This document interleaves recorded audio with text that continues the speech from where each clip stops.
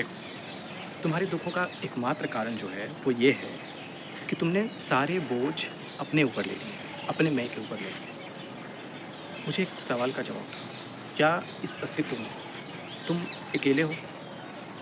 अगर तुम अकेले होते तो ये जायज़ था, ये तर्कसंगत था कि जो भी हो रहा है, जो होना है, जो होगा, उन सारे की ज़िम्मेवारी तुम्हारे ऊपर आती। लेकिन यहाँ तुम अकेले नहीं हो, तुम्हें ये बात समझनी है। तुम्हें ये बात अच्छी तरह से समझनी है कि तुम अकेले नहीं हो।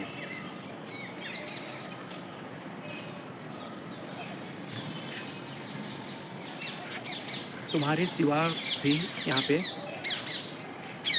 लोग हैं, चीज़ें हैं। ऐसा है जो समझ के बहुत चीज़ें बाहर हैं। तो हर परिस्थिति, स्थिति के लिए अगर तुम अपने स्वयं को ज़िम्मेवार ठहरा रहे हो, खुद को हीन भावना से देख रहे हो, तो यही तुम्हारे दुखों का एकमात्र कारण है। किसी परिस्थिति में जो सर्वश्रेष्ठ किया जा सकता है, वो करो और उसको फिर छोड़ दो। तुम्हारा किया गया कर्म तुम्हें किस तरफ लेके जाएगा, तुम्हें क्या देगा, ये तो ओवरऑल डिपेंड करता है ना, कि हर चीज़ से जुड़ के आता है। कण-कण में एक जुड़ाव है।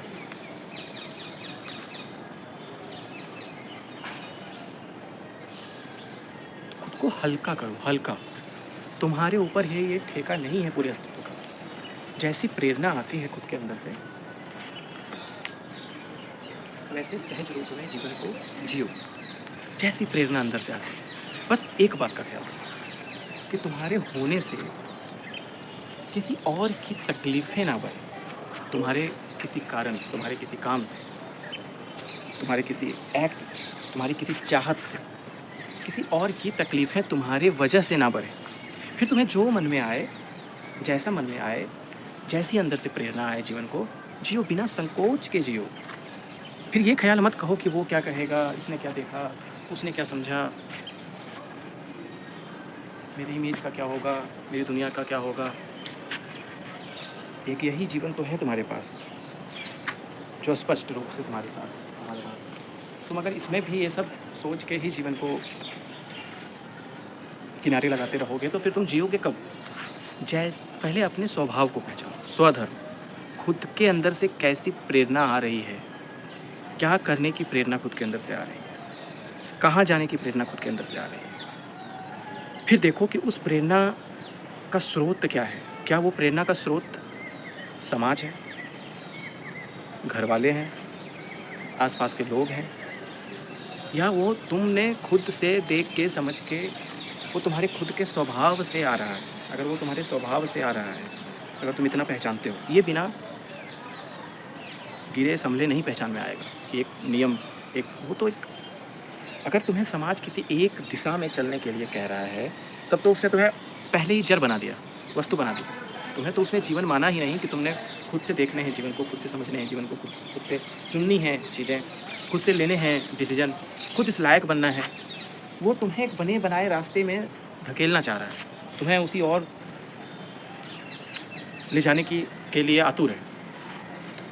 तो तुम्हें वो पहले ही जड़ बना दे रहा है, तुम्हें वो जीवन एक एक आज़ाद जीवन, एक एक अंकुरित होता चैतन्य जीव, वो तो तुम्हें वो पहले से नहीं दे रहा है। वो तुम्हारे सब रास्ते बना के दे देना चाहता है और कहते हैं कि जिनके जड़ जैसे दूसरों की जरूरतों पे निर्धारित रास्तों पे बस चले जाओ। तो क्या ये सही है? क्या तुम्हें खुद का स्वभाव, खुद की प्रेरणा खोजने का कोई अधिकार नहीं है? क्या तुम्हें खुद के हिसाब से जीवन के डिसीजन लेने का कोई अधिकार नहीं है?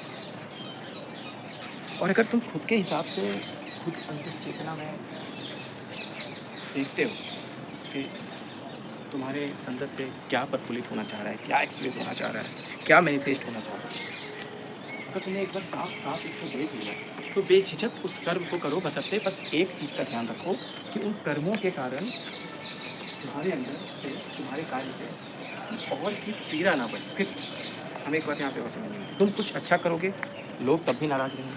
तुम कुछ बुरा करोगे, लोग तब भी नाराज़ रहेंगे। कुछ अच्छा करोगे तब भी कुछ लोग होंगे जो खुश रहेंगे और कुछ लोग रहेंगे जिनकी तकलीफ़ें बढ़ी रहेंगी। कुछ बुरा करोगे तब भी कुछ लोग खुश रहेंगे।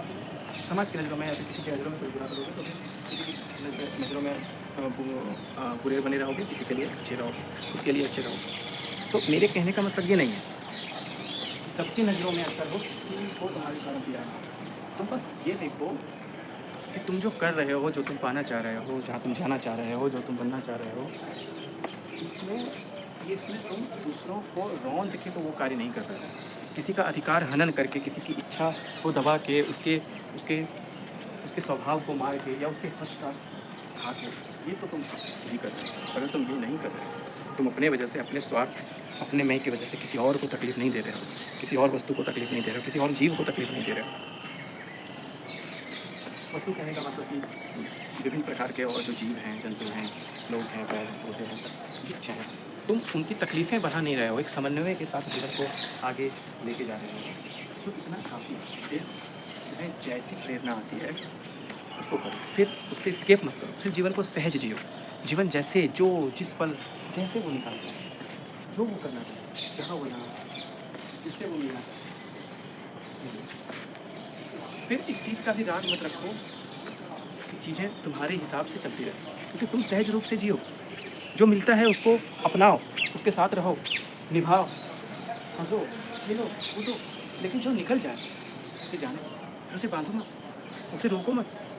जो निकलना चाहे, जो जाना चाहे, जो बहना चाहे उसको बहने दो। तुम भी कहीं और जाना चाह रहे हो तो जाओ, आगे जाओ। फिर इसकी परवाह मत करो कि लोग और लोगों का क्या होगा, इस पृथ्वी का क्या होगा, यहाँ के लोगों का क्या होगा या उन रिश्तों का क्या होगा। तुम नहीं थे फिर भी ये दुनिया बहुत अच्छे बुरे जैसे चल रही थी, चल रही थी। तुम हो फिर भी ये दुनिया ऐसे संतुलन में चलती रहती है। तुम नहीं रहोगे फिर भी ये दुनिया चलेगी, या फिर विनाश होना होगा तो विनाश होगा। तुम ये मत देखो भाई कि तुम सब कुछ खूबसूरत करके जाओगे, सब कुछ खूबसूरत करोगे। तुम्हारे अंदर से जो निकल रहा है तुम उसी में खूबसूरत हो जाओ, बेहतरीन हो जाओ, लिप्त हो जाओ, एब्जॉर्ब हो जाओ, इतने मस्त हो जाओ उसी कार्य में, उसी काम में, कि तुम्हें फिर किसी और चीज़ों से फ़र्क ही ना पड़े।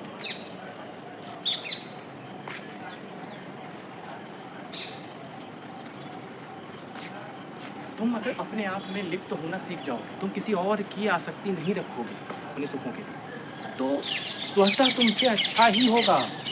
तुम जगत का दुख नहीं बढ़ाओगे।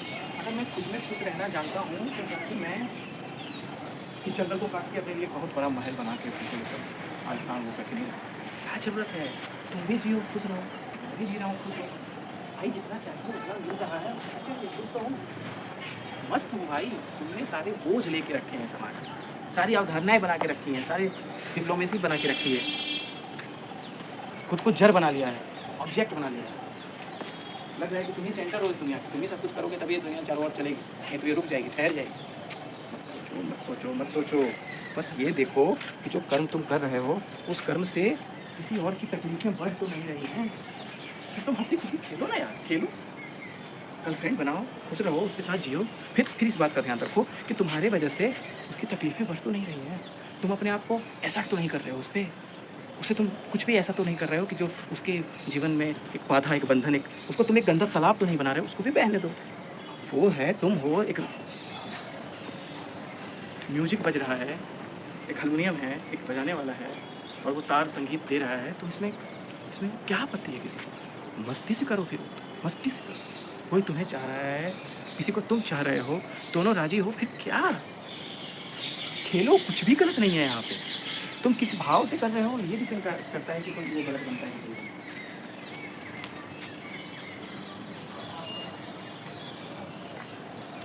हर कोई बड़ा बनने थोड़ी ना आया है यहाँ पे, ना बड़ा बने। हर किसी की इतनी महत्वाकांक्षा लेके थोड़ी ना आता है वो।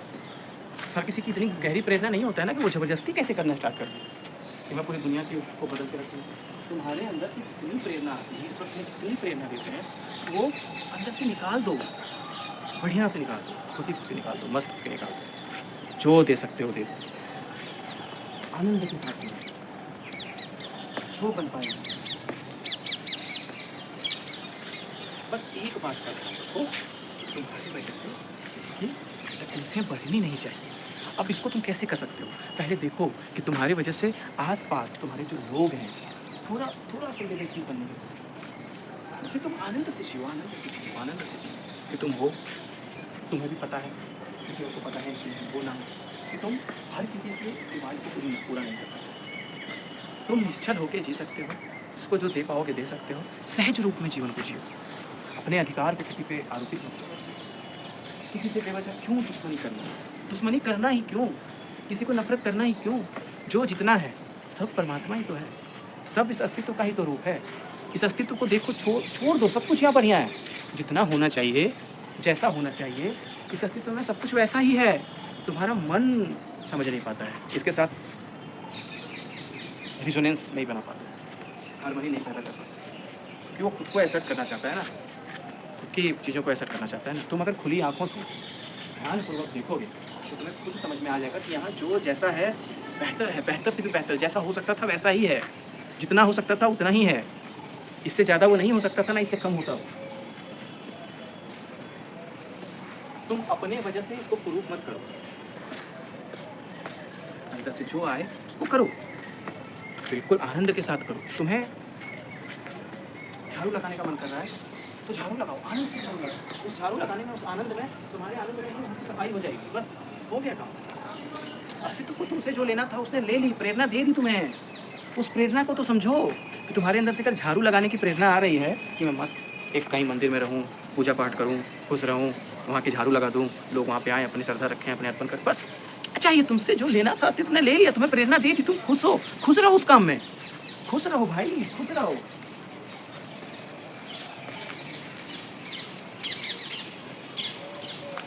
खाने का मन करे, ये लो यार, वृक्ष का है, तुम्हें देने के लिए ही तो है। ये तुमसे क्या मांगती है? इसको पानी ऊपर से मिलता है, ठीक है, न्यूट्रिएंट्स इसको ज़मीन से, सॉइल से मिल जाते हैं, ठीक है, ऑक्सीजन इसको हवा से मिल जाती है। तुमसे कुछ मांग रहा है ये, इस अस्तित्व को तुमसे कुछ चाहिए, तुम नहीं रहोगे तो ये नहीं चलेगा, यूनिवर्स नहीं चलेगा। चलेगा ना भाई, जैसा चलना है, जितना चलना है, जिस तरीके से चलेगा, बेहतर चलेगा, कोई दिक्कत नहीं होगी इसको। मानव सभ्यता आने से पहले क्या ये अस्तित्व नहीं था? ये यूनिवर्स नहीं थी, ये फंक्शन नहीं कर रही थी? या जो मानव सभ्यता खत्म हो जाएगी तो ये यूनिवर्स फंक्शन नहीं करेगा? चीज़ को इतना सीरियस बना दियो भाई, सिस्टम दिस डैट भाई। प्रेरणा, ठीक है, खुशी, आनंद, उसको ढूंढो और जीवन को मस्त होकर जियो। जिससे भी काम में मन लगता है, ठीक है, ध्यान करने में मन लग रहा है, पूजा भक्ति करने में मन लग रहा है, भक्ति करो भाई, फिर परवाह मत करो किसी की। तुम्हारे भक्ति करने में 10 लोग जो बिल्कुल तुम्हारी समर्पण भाव को देख के 10 लोग जिनकी एंजाइटी है, जिनकी डिप्रेशन है, जिन्होंने जीवन को बहुत सीरियस बना दिया है, जो लिप्त हो गए हैं अपने कर्मों में, कांडों में, जो सोच रहे हैं कि मैं बड़ा से बड़ा क्या कर दूँ जीवन में, परेशान हो गए हैं बिल्कुल, वो तुम्हारे पास आके बैठ के कि ये बंदा इतने भक्ति में कैसे लीन है भाई, किसको खोज रहा है, इसको कैसे आनंद मिल रही है खुद के अंदर ही। मैं खोजते खोजते थक गया, परेशान हो गया, सब कुछ सब बना दिए, घर बना दिए, बिल्डिंग ठोक दिए, बड़े बड़े स्ट्रक्चर खड़े कर दिए, गाड़ियाँ खरीद ली, सब कुछ तो कर लिया, फिर भी मुझे आनंद नहीं मिला। इंसान भक्ति करके खुश है, तो तुम वो करके ही किसी के दुख को कम कर दो। आज तक तुमने तुमसे भी काम ले लिया।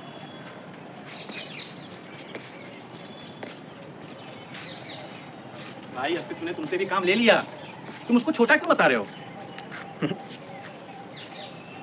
तुम्हारी जो थिंकिंग है टुकड़ों में बची हुई, टुकड़ों में, एक टुकड़ा यहाँ, एक टुकड़ा यहाँ, एक टुकड़ा यहाँ। जैसी आइडियोलॉजी को तुम पढ़ते हो, उसको उसे वैसे विचार तुम अपने मन में डालते हो, ऐसी तुम्हारी दुनिया देखने की दृष्टि हो जाती है। तुम एक ऐसी आइडियोलॉजी पढ़ रहे हो जहाँ पे कहा जा रहा है कर्म करो, काम करो, बेहतर से बेहतर काम करो, पृथ्वी को सुंदर से सुंदर बनाओ, बढ़िया से बढ़िया करो।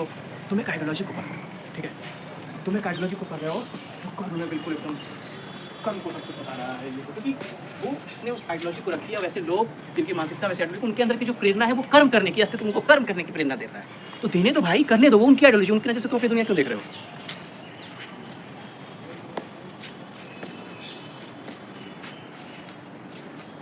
उनकी नज़र से तुम दुनिया क्यों देख रहे हो? तुमने कभी गीता अच्छे से नहीं पढ़ी होगी, खुद किसी के बताए मत पढ़ो, खुद से एक बार पढ़ो, किसी का मत सुनो, मेरा भी मत सुनो, खुद से पढ़ो, खुद से पढ़ो। एक तरफ कृष्ण को देखो और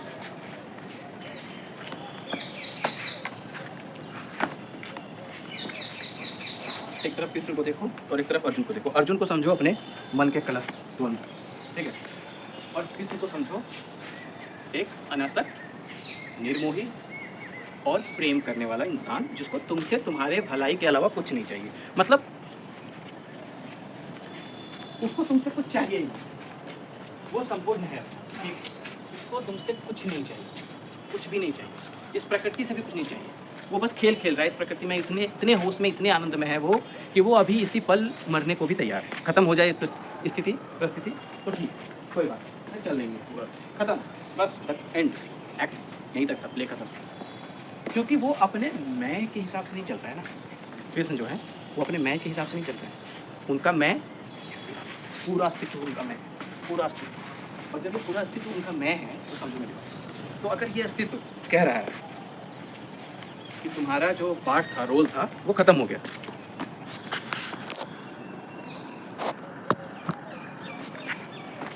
तुम्हारा जो पार्ट था वो खत्म हो गया, तुम्हारा इतना तक ही था, तुमसे मुझे इतना काम लेना था, तो ठीक है, ये अस्तित्व देखो, ये अस्तित्व अपने हिसाब से चल रहा है।